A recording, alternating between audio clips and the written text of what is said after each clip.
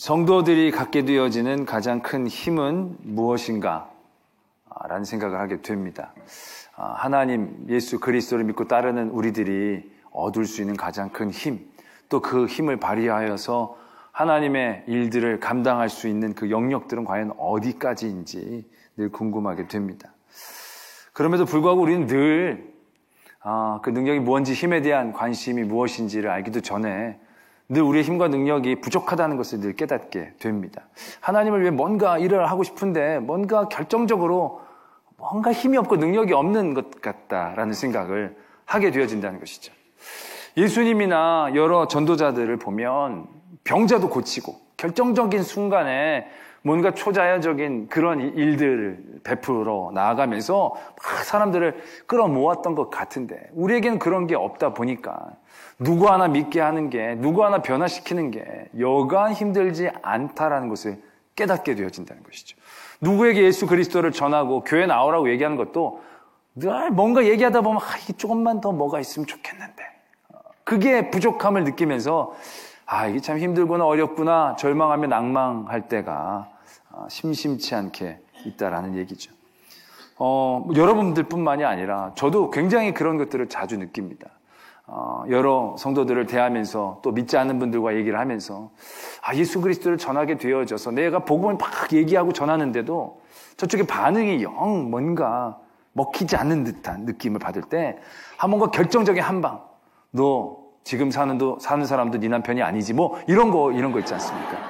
그런 거 한 번만 딱 주시면 확 끌어잡을 수 있을 것 같은데 그런 게 영 부족함을 느낄 때가 많다는 거죠. 그런 능력만 좀 더 있으면 정말 안타까울 때가 많이 있다는 얘기지요.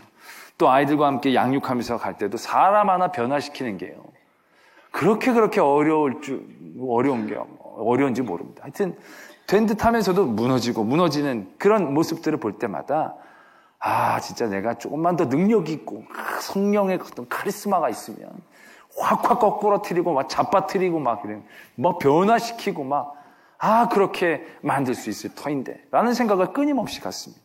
저뿐만이 아니라 모든 그리스도인들이 그런 생각들을 할 것 같다라는 얘기죠.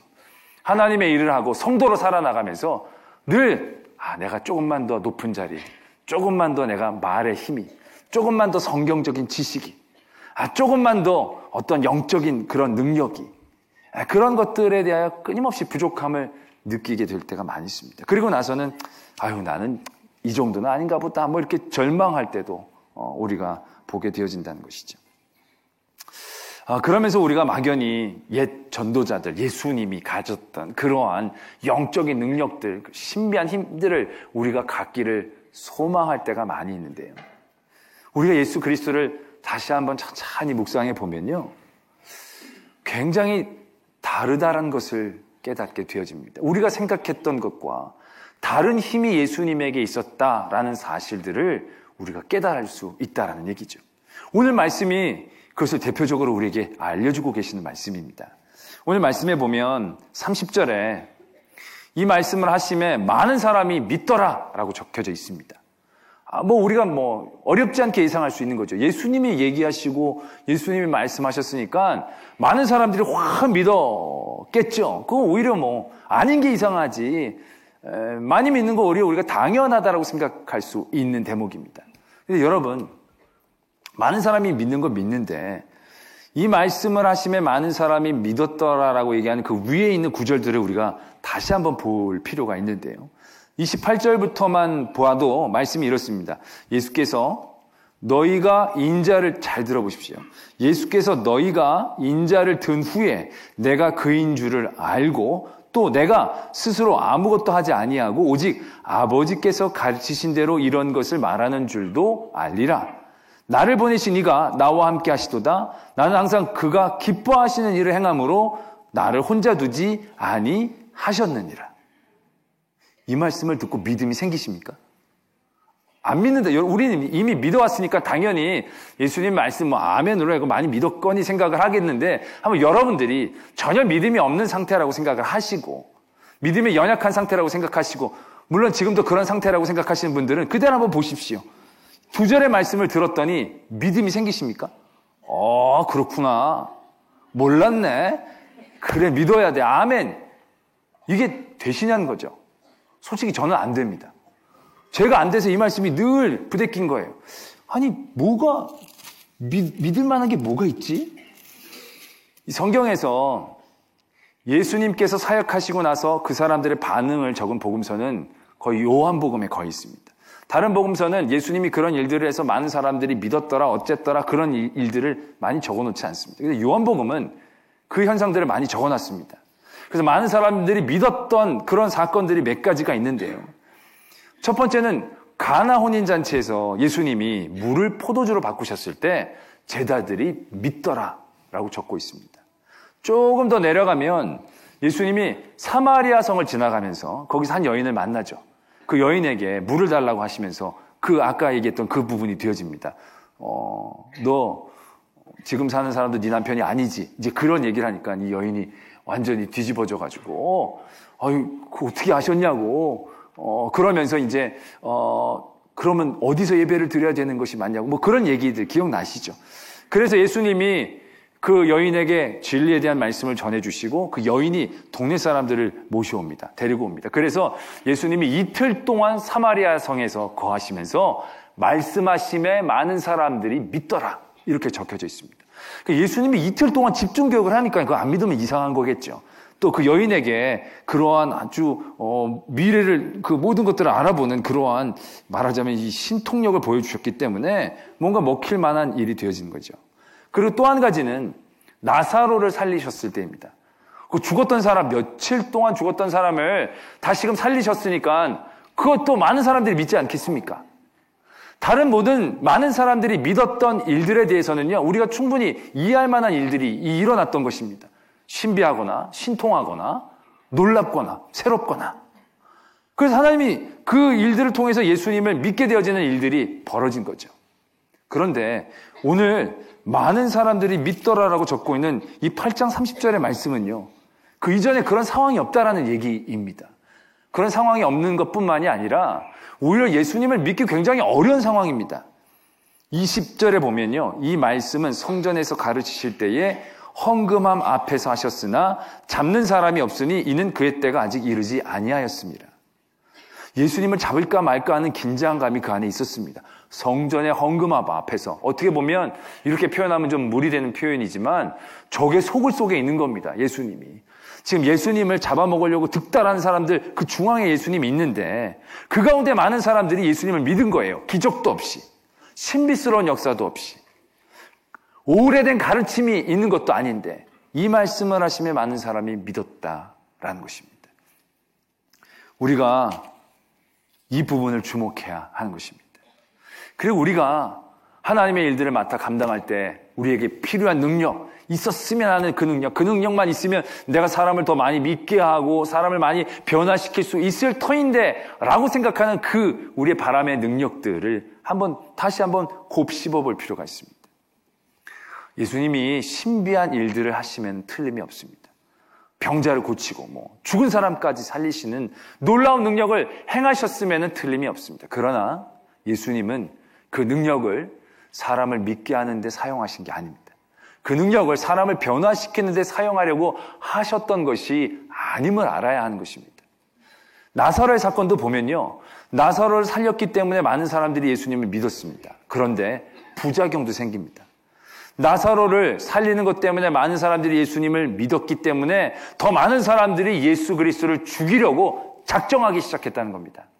예수님이 많은 사람을 믿게 하려고 작정하고 그 방법을 사용하셨으면 그런 부작용이 일어나지 않게 일을 하셨을 것입니다. 근데 예수님은 그러한 작용이 일어나고 부작용이 일어나는 것에 큰 관심이 없었던 거죠. 내가 이런 능력을 발휘하고 이러한 능력을 보여줌으로 인해서 사람들을 모으고 사람들을 변화시키는 거기에 중심이 있지 않았다라는 겁니다. 요즘 수요일에 마태복음 말씀을 나누면서요, 그 부분을 더 확실하게 깨달을 수 있는데요. 예수님이 병자를 고치고 귀신을 쫓아내고 하는 많은 일들을 통해서 예수님이 가지고 계신 중심은 딱 하나입니다. 자기 능력을 과시하는 게 아니고요. 그 일들을 통하여 또 다른 일들을 도모하는 게 아니고요. 그 사람의 연약함의 짐을 같이 짊어지신 것입니다. 그 사람이 불쌍해서 고쳐주신 것이지 고쳐주신 능력을 과시하려고 고쳐주신 게 아니다라는 거죠.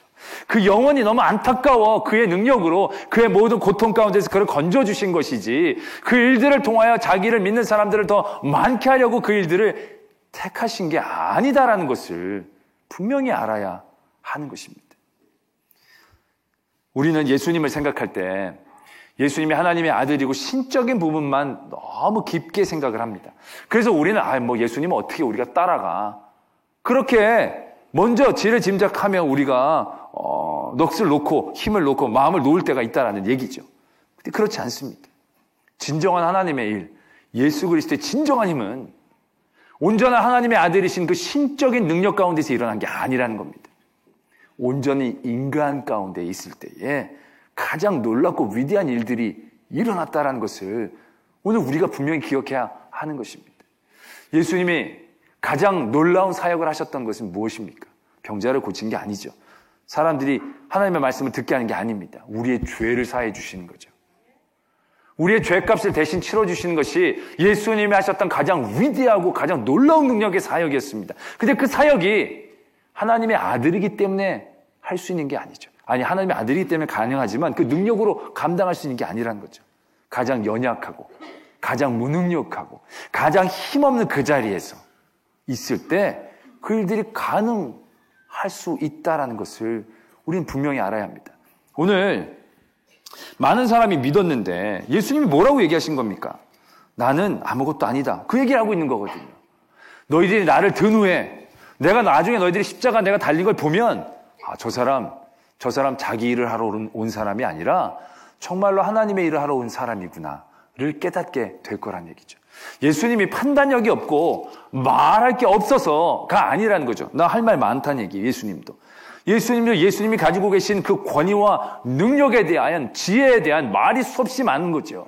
예수님이 반드시 판단하실 수 있고 평가하실 수 있는 그런 권위를 가지고 계신 분이 예수님이십니다. 근데 예수님은 그런 모든 것들을 내려놓으셨다는 거죠. 나는 내가 너희에게 말하고 판단할 것이 많으나 난 안 한다라는 겁니다. 그리고 온전히 나를 보내주신 그 하나님께서 내게 보여주시고 행하라고 명령하신 그 일들을 내가 너희들에게 보여주고 얘기하고 행할 뿐이다 라는 얘기를 한 겁니다. 믿게 하는데 자기를 나타내고 자기의 권위를 자기의 힘을 보여주면서 사람을 끌어야 되는데 오히려 예수님은 자기는 아무것도 아닙니다. 낫습니다. 내 말이 아닙니다. 내 일하러 온 게 아닙니다. 라고만 얘기하는데 많은 사람들이 믿게 되었다라는 것을 우리는 분명히 볼 수 있어야 한다라는 것입니다.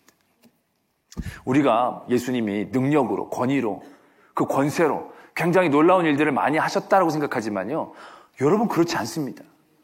예수님은요. 그러한 관점에서 본다면 이 세상 가운데에서의 그의 모든 사역은 실패죠. 패배지 않습니까? 예수님이 많은 사람을 변화시킨 것도 아니에요. 많은 사람들 끌고 다니면서 무리를 막 일으키신 것도 아니에요. 12명을 데리고 다니셨어요. 12명을. 많지도 않아요. 근데 12명을 그 살아생전에 온전히 변화시키고 온전히 하나님의 사람으로 세워 놓으셨느냐? 아니지 않습니까? 그 한 사람도 제대로 세워놓지를 못하셨다는 거예요. 더군다나 그 12명 중에 한 명은 예수님을 배반할 사람이었어요. 배반할 사람인 줄 알고 미리 그를 택하여 주셨어요. 예수님이 그의 능력과 권위로 사람을 변화시키고 사람들을 온전히 세우는 것들 가운데에 그의 마음의 중심이 있었더라면 가룟 유다를 변화시키셨어야 되죠. 그래서 말씀이 가룟 유다가 원래는 악한 사람이고 예수 그리스도를 팔 사람이었는데 예수 그리스도가 그와 함께 하시며 그에게 사랑과 정성을 다 부어주셨을 때 가룟 유다가 회개하고 변화되어 예수를 팔지 않았더라. 이런 얘기 한 구절 정도는 있어줘야 예수님의 체면이 설 수 있지 않겠냐는 거죠. 그런데 그렇게 해주지 못하셨다는 거죠. 예수님이 우리가 생각하는 그 능력과 권위와 권세를 가지고 사람을 변화시키는 모든 일들 가운데에서 어떻게 하셨는가로 우리가 평가해 본다면 예수님은 철저히 실패하신 겁니다. 철저히 그 능력을 잘못 사용하신 것이고요. 그 권위와 권세가 아무런 영향력을 발휘하지 못했다라고 우리는 인정할 수밖에 없을 것입니다. 그러나 그렇지 않죠. 예수님은 승리하신 분이십니다. 예수님은 위대한 하나님의 일을 이루신 분이시다라는 거죠. 그걸 어떻게 알 수 있습니까? 오늘 말씀에 보면 분명히 적혀져 있죠. 내 일을 하는 게 아니라는 거죠. 내가 사람을 변화시키고 사람을 뒤집어 놓고 그게 예수 그리스도의 목표가 아니라는 것입니다. 예수님은 하나님이 하라는 것만 하는 겁니다. 나도 할 말 많고 나도 할 능력 있지만 그걸로 하는 게 아니라 하나님이 내게 보여주신 그것만 하는 것입니다. 나를 따라오는 무리들을 바라보면서 와, 저들을 가지고 내가 뭐라도 할 수 있겠다는 자신감이 생기실 수도 있었겠지만 그 모든 것들을 다 뒤로 두고 그런 자리를 늘 피해 다니시면서 온전히 하나님께로 하나님이 내게 주신 것에만 집중하시는 그 예수 그리스도의 모습을 우리는 떠올릴 수 있어야 합니다. 그리고 그게 가장 놀랍고 위대한 예수님의 진정한 능력이었음을 우리가 알아야 한다는 것입니다. 우리가 할 수 없고 우리는 그려낼 수도 없는 그러한 종류에서 예수님의 능력이 생겨난 게 아니라는 얘기지요. 예수님은 말씀하십니다. 내가 빛이라. 우리는 이 말씀을 이해할 때 예수님이 내가 빛이다 라고 얘기했으니까 예수님이 반짝반짝 별처럼 빛나는 그런 분처럼 생각하게 되어질 때가 많이 있는데요. 예수님이 말씀하시는 내가 빛이다 라는 그 빛은 반짝이는 빛이 아니라 비춰주는 빛을 의미하는 것이죠. 내가 빛나고 내가 높아지고 나를 많은 사람들이 볼 수 있게 하는 그런 빛이 아니라 많은 사람들을 비춰주는 빛이다 라는 겁니다. 여러분, 자기가 빛나는 빛은요, 너무 반짝이면 볼 수도 없습니다. 별은 우리가 보지만 해는 우리가 잘 볼 수 있습니까? 예수의 빛은 그가 반짝이는 것 같아 보이지 않지만, 그래서 우리만 비추고 있어서 우리가 아무 어려움 없이 사는 것 같지만 엄청난 능력을 갖고 있다는 것을 깨달아야 합니다. 자기가 빛나는 빛보다 남을 비추는 빛이 얼마나 큰 능력의 빛임을 우리가 깨달아야 하는 것입니다. 예수님의 힘은요, 누구를 변화시키려는 데 있지 않았습니다. 누구를 믿게 하려는 데 있지 않았습니다. 예수님의 힘은 하나님의 말씀과 하나님의 사랑을 전하려고 하는데 집중하고 있다는 것입니다. 그래서 예수님은요, 사람들의 반응에 그렇게 크게 흔들리지 않습니다. 사람들이 많이 믿었다고 막 좋아하시면서 더 열심히 하시거나 사람들이 배척한다고 할 거 안 하고 돌아가시거나 그렇지 아니하신다는 거죠.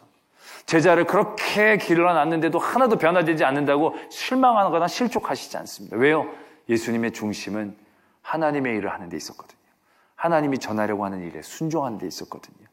뭔가 나타내고 빛나고 자기가 높아지는 데 있지 않았기 때문에 그 어떤 세상 사람들의 반응 가운데서도 흔들리지 않는 중심을 가지고 계셨다라는 사실들을 우리가 분명히 기억할 수 있어야 한다는 것입니다. 우리를 한번 바라보기를 원합니다. 나에게 그런 신비한 능력이 있으면 정말로 많은 사람들을 믿게 하고 변화시킬 수 있을 거라고 생각하십니까? 그렇지 않습니다. 많은 믿음의 분들 가운데서도 회사에서 회장이고 사장이신 분들이 막 회사에서 너 안 오면 월급 안 줘 뭐 이런 식으로 해가지고 교회로 데려온 분들이 있어요. 데리고 온다고 다 믿음을 갖는 건 아닙니다. 그런데 믿음을 안 갖는다고 이게 이래봐야 소용없네? 그게 아니라는 거죠. 믿게 하고 안 믿게 하고 하는 내 능력이 부족하고 내 능력이 많고의 문제가 아니라는 겁니다. 내가 높은 자리만 있으면 다 믿게 할 수 있을 텐데 그게 아니라는 얘기죠. 그 사람이 믿지 않는 건 나의 능력이 없고 있고의 문제가 아닙니다. 요한복음에서도 이사야 말씀을 인용하면서 이렇게 적고 있죠. 그 사람들이 믿지 않는 건 그들의 눈이 멀었고 그들의 마음이 완고하게 되었기 때문이라는 겁니다. 내 말이 부족하고 내 능력이 부족하고 내가 돈이 부족하고 내가 권위가 부족해서가 아니라 그들의 눈이 그들의 마음이 완악하기 때문에 그렇다는 거죠. 우리가 일을 할 때 하나님의 일들을 할 때 우리가 바라는 능력은 사람들을 압도하는 능력이 되어지기를 원할 때가 많이 있는데 그게 아니라는 겁니다. 사람들을 압도하는 능력이 아니라 하나님을 바라보는 능력이 필요한 겁니다.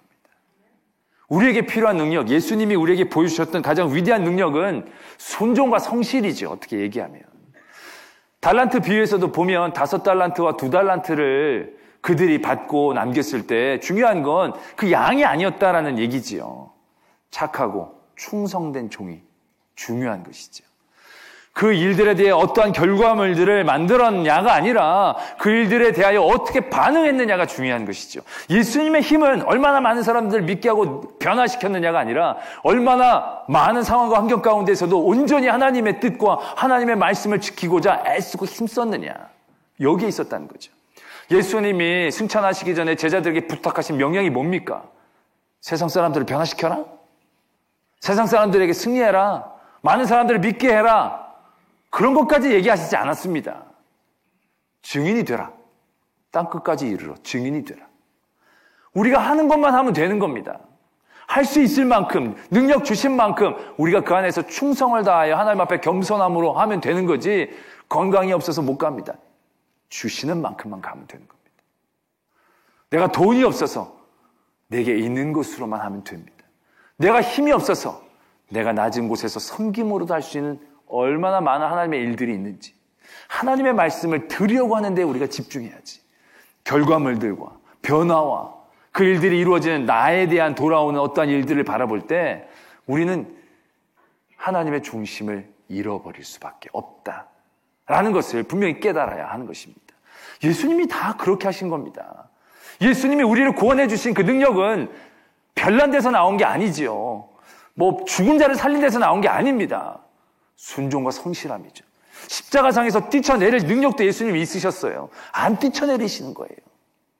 그들, 자기를 미워하고 하는 사람들 그 순간적으로 다 심판하실 수도 있었어요.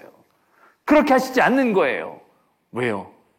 진정한 능력은 하나님께 순종함이니까. 하나님의 말씀대로. 그래서 사람들이 예수님이 자기 일을 하러 오신 게 아니라 하나님의 일을 하러 오신 분이구나 라는 것을 사람들이 깨달을 때 그 하나님의 은혜가 그들의 마음을 움직여 주셔서 변화시킨다는 거죠. 나의 능력으로 그들을 변화시키는 게 아니라 하나님을 향한 온전한 나의 순종과 성실함이 하나님이 나와 함께 하심으로 그 하나님이 그들의 마음을 움직여 주실 때에 많은 사람이 믿게 되어지는 역사들, 나의 삶에서 많은 문제들이 해결되어지는 역사들, 내 삶 가운데서 내가 하나님의 큰 은혜를 누려가는 역사들이 그러한 삶의 자리에서 일어나게 되어진다는 것을 분명히 깨달아야 된다는 것입니다. 여러분들이 지금 하나님의 일을 하기에 부족한 것이 하나도 없습니다. 여러분들이 빛나려고 하면 부족한 게 많죠. 여러분들이 뭔가 변화시키려고 하려고 그러면 부족한 게 많죠. 여러분들이 뭔가 남기려고 한다면 부족한 게 너무너무 많이 보이죠. 그러나 그러한 모든 삶의 중심에서 우리는 벗어나야 합니다. 예수님의 이 모습을 바라봐야죠. 나의 삶 가운데 온전히 하나님이 주시는 말씀을 들으려고 하고, 나의 삶 가운데 나의 삶의 자리에서 하나님이 원하시는 것들에 대하여 내 마음의 귀를 기울이고, 그래서 그 일들을 향하여 도전해 나갈 때, 때론 그게 십자가에 달리는 일이 된다 할지라도 그 일 이후에 가장 놀랍고 가장 아름다운 하나님의 일들이 우리들의 삶 가운데에서 일어난다라는 것을 깨달아야 될 줄로 믿습니다. 여러분들은 능력이 있습니다. 순종하는 능력, 하나님 앞에 겸손한 능력, 하나님 앞에 성실한 능력, 그건 누구에게나 다 허락된 것입니다. 그 능력의 자리에서 놀라운 하나님의 동행하심으로 예수 그리스도를 닮아갈 수 있는, 따라갈 수 있는, 예수 그리스도와 함께 할 수 있는 그런 귀하고 복된 성도가 되어지기를 소망합니다.